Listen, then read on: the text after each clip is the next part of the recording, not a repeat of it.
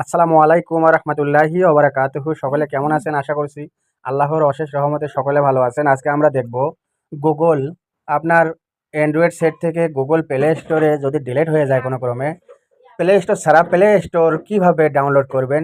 যেহেতু play store নেই, অন্যান্য অ্যাপসগুলো তো আমরা ডাউনলোড করি প্লে স্টোর থেকে।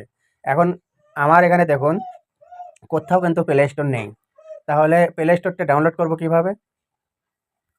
একটু নজর দিয়ে ধৈর্য সহকারে দেখুন। আপনারা চলে যাবেন আপনাদের সেটিংয়ে গিয়ে এখানে কিন্তু আপনার একটা ফোল্ডার আছে অ্যাপস নামে। এই দেখুন, এই অ্যাপসে ক্লিক করবেন। অ্যাপসে ক্লিক করলে পরে আপনারা আপনাদের এখানে যত অ্যাপস আছে অ্যাপসগুলো দেখতে পারবেন।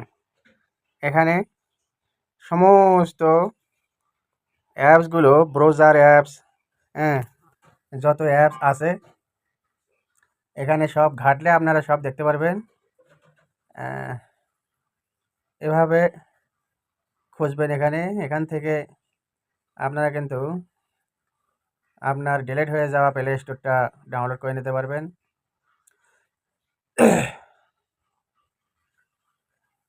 এই যে দেখুন, সব এখানে চলে আসবে।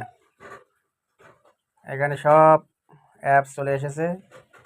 এর মধ্য থেকে প্লে স্টোর আমি নিজেও খুঁজে পাচ্ছি না। আর একটা ফোল্ডারে যাই দেখি। কি চালু করছো? আবু ফোনে কি চালু করছো?